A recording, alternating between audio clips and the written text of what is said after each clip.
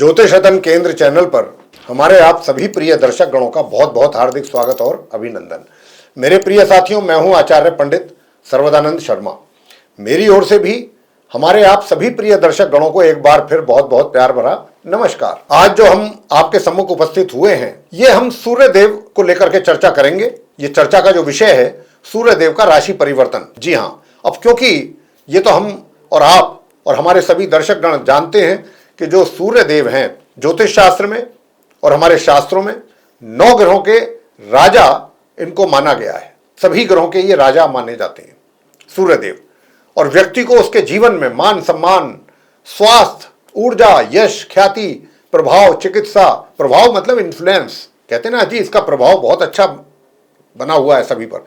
चिकित्सा यानी कि मेडिकल ट्रीटमेंट तथा विज्ञान के कारक हैं ये। लेकिन ये जो चीजें जिनके भी अभी मैंने नाम लिए हैं कि उनके ये कारक हैं, कारक का मतलब होता है इन चीजों के देने वाले हैं। तो साथियों, यहां पर भी थोड़ा सा समझने की आवश्यकता रहेगी कि ये देने वाले हैं या लेने वाले हैं, वो भी मैं आपको यहां पर स्पष्ट करूंगा।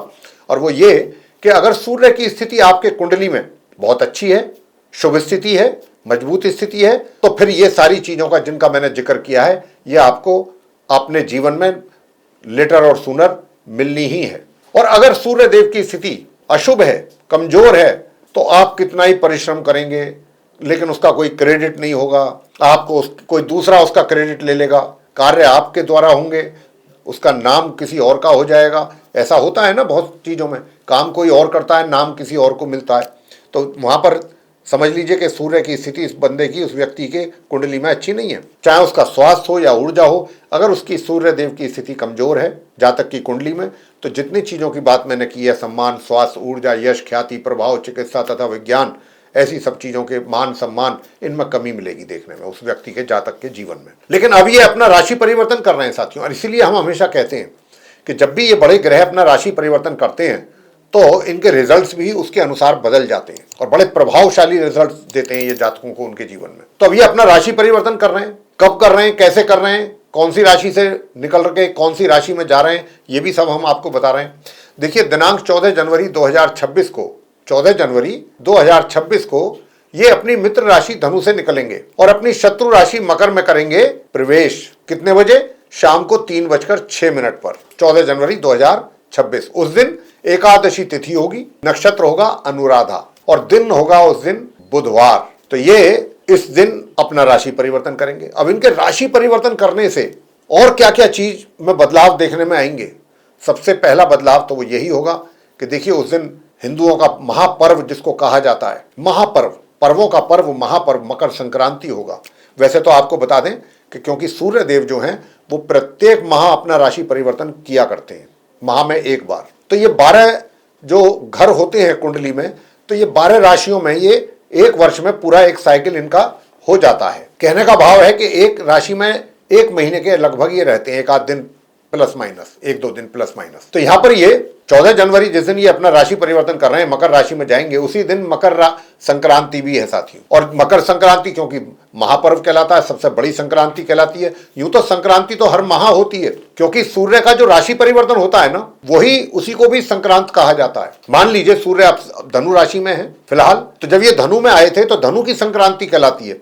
जिस राशि में भी जाते हैं उसी राशि की संक्रांति कहलाती है। अब ये मकर में जा रहे हैं 14 जनवरी को, तो अब ये मकर संक्रांति कहलाएगी। लेकिन ये संक्रांति जो है सारी 12 संक्रांतियों में सबसे बड़ी संक्रांति होती है, इसीलिए इसको महापर्व भी कहा गया है। महापर्व क्यों और कहा गया है ये भी आपको बताएंगे। महापर्व इसलिए कहा गया है कि भगवान श्री कृष्ण जी ने बोला है गीता में कि क्योंकि इसी दिन से जब ये मकर संक्रांति में इनका प्रवेश होगा सूर्य देव का, तो उसी दिन से सूर्य देव जो है उत्तरायण हो जाएंगे, उत्तर दिशा की ओर चलना आरंभ कर देंगे दक्षिण दिशा से, और ये फिर अगले 6 महीने तक उत्तरायण रहेंगे।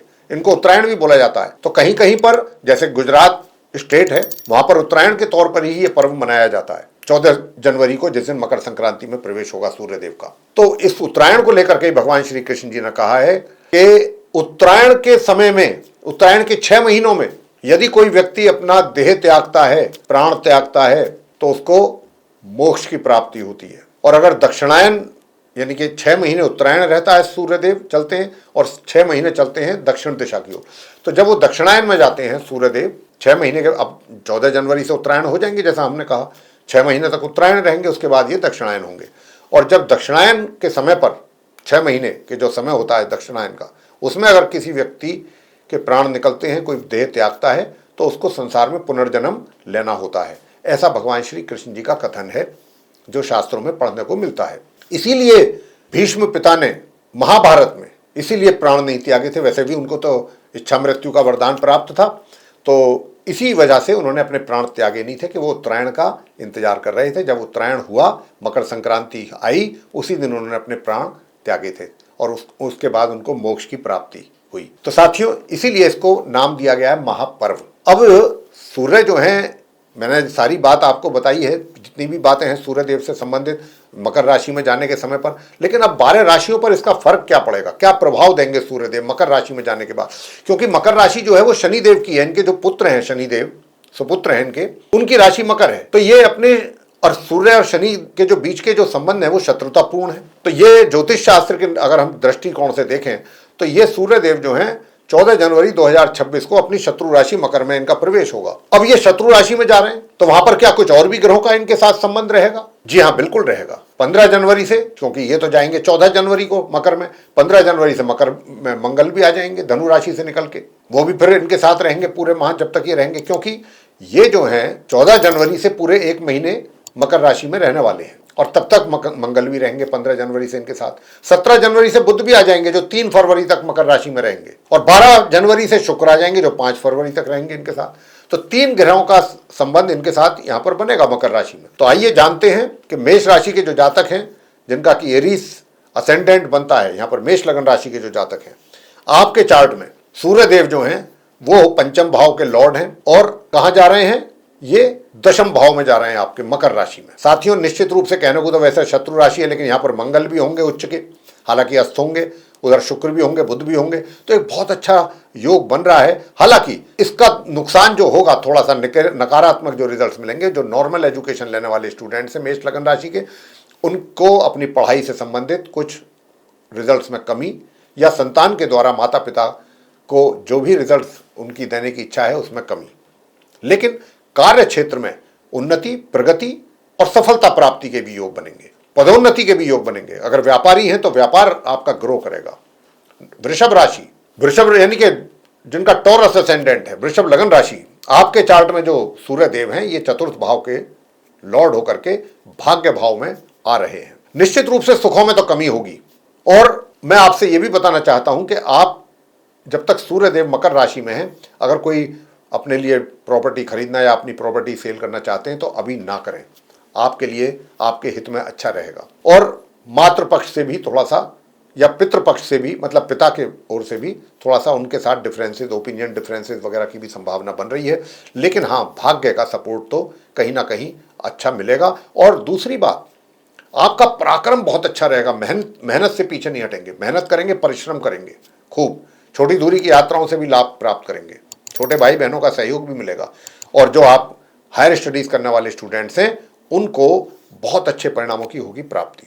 आगे बात करते हैं मिथुन राशि के जो जातक हैं, जिनका कि जेमिनी असेंडेंट बनता है, मिथुन लगन राशि। आपके चार्ट में सूर्य देव जो हैं वो 3rd हाउस के, तृतीय भाव के लॉर्ड हैं और ये जा रहे हैं अष्टम भाव में। अष्टम भाव अच्छा नहीं माना जाता है, अशुभ भाव है, और त्रिक भाव कहलाता है, अशुभ ग्रह, अशुभ भाव कहलाता है ये चार्ट का। अब यहां पर सूर्य देव का आना, हालांकि मंगल साथ में होंगे उच्च के, मैंने जैसा बताया भी आपको, बुध और शुक्र भी कुछ समय तक रहेंगे यहां पर साथ में, तो कुछ यहां पर मिक्स रिजल्ट्स प्राप्ति के भी योग बन रहे हैं। हालांकि पराक्रम में कमी रहेगी, आपके ऊर्जा लेवल तो डाउन ही रहेगा। तो जो नकारात्मक परिणाम हम आप सभी को बता रहे हैं सूर्य देव के, और कुछ पॉजिटिव रिजल्ट्स भी हैं, सकारात्मक भी हैं, तो नकारात्मक के लिए अंत में जब 12 राशियों की चर्चा हम कर लेंगे तो आपको कुछ छोटे छोटे उपाय देंगे सूर्य देव से संबंधित, उनको अगर आप करेंगे तो बहुत अच्छे परिणाम सामने आएंगे। तो साथियों, मैंने कहा कि पराक्रम में कमी, छोटी दूरी की यात्रा करने से बचें जब तक सूर्य मकर राशि में है, और अपने छोटे भाई बहनों के साथ मतभेद पैदा ना हो, इसका ध्यान रखें।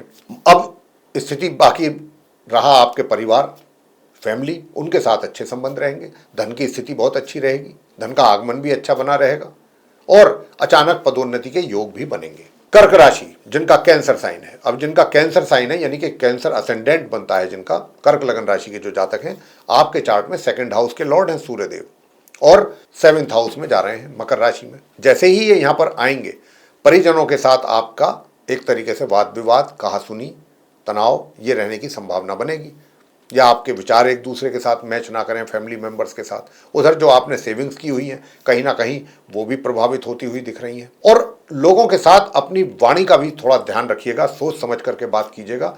किसी को भी ऐसा कुछ ना बोलें कि जो आहत हो जाए व्यक्ति, उसका भी सीधा नुकसान आपको ही उठाना पड़ेगा।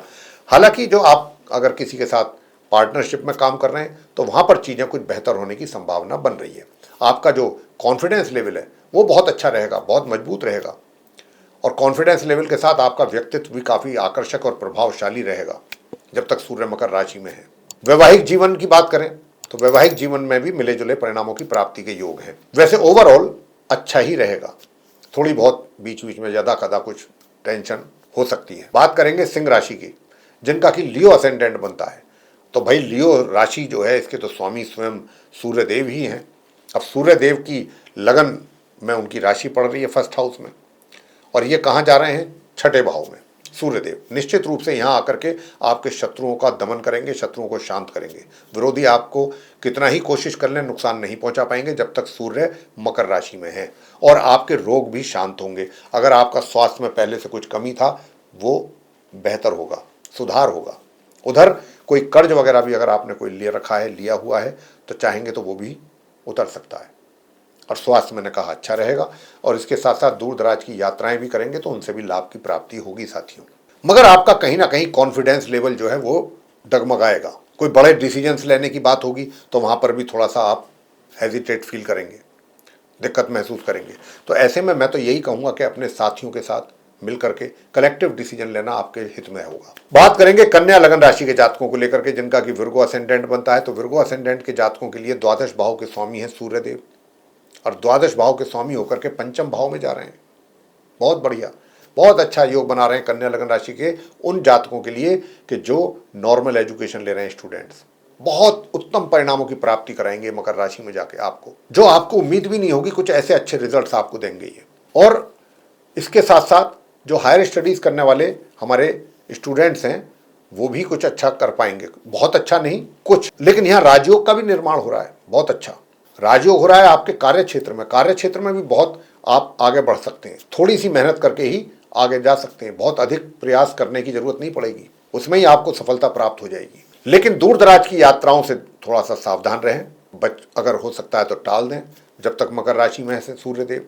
तो इन बातों का भी आपको ध्यान रखना है। अब आगे बात करते हैं तुला लगन राशि के जातकों को लेकर के, जिनका कि लिब्रा असेंडेंट बनता है। तो साथियों आपके चार्ट में सूर्यदेव 11th हाउस के लॉर्ड हैं, एकादश भाव के, और चतुर्थ भाव में जाने से निश्चित रूप से आपकी आय पे तो इसका प्रभाव पड़ना है। अब आप जानना चाहेंगे कि आय पे प्रभाव अच्छा पड़ेगा या नहीं पड़ेगा।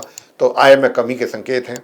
जब तक सूर्य मकर राशि में रहेंगे तब तक आपके आय भी प्रभावित हो सकती है, और आपके मित्रों के द्वारा या तो आपके साथ कोई किसी प्रकार के उनके संबंधों में कमी होना। वैसे तो हम आपसे यही कहेंगे कि जहाँ तक हो सके मित्रों से थोड़ा सा लिमिटेड ही संबंध रखें, ज़्यादा ना रखें, अपने मन की बात उनके साथ ना करें वहाँ पर, नहीं वरना आपको तकलीफ हो सकती है। उधर बड़े भाई बहनों की ओर भी आप ना देखें, किसी हेल्प के लिए या किसी की उम्मीद ना करें, अन्यथा वहाँ भी मन आपका थोड़ा सा निराश हो सकता है। अब कुछ अच्छी भी बात कर लेते हैं। ये तो कुछ नकारात्मक चीज़ें थी, रिजल्ट्स की बात थी, अब कुछ पॉजिटिव रिजल्ट्स पर भी आते हैं।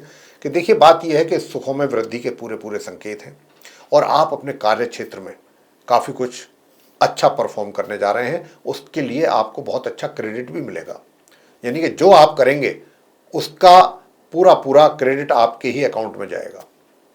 ऐसा नहीं है कि काम आप करेंगे और उसका फायदा कोई दूसरा ले जाएगा, ऐसा नहीं हो पाएगा। और सूर्यदेव के कारण आपके जो सीनियर्स हैं, बॉस हैं, या जो आपके कलीग्स हैं, सबका सहयोग आपको बराबर मिलता रहेगा साथियों। और वैसे भी प्रॉपर्टी से संबंधित भी अगर कोई कार्य करना है तो आप कर सकते हैं, ये वो समय है। और यहाँ पर रह करके मैं तो देख रहा हूँ कि कुछ अच्छा राजयोग का भी निर्माण हो रहा है।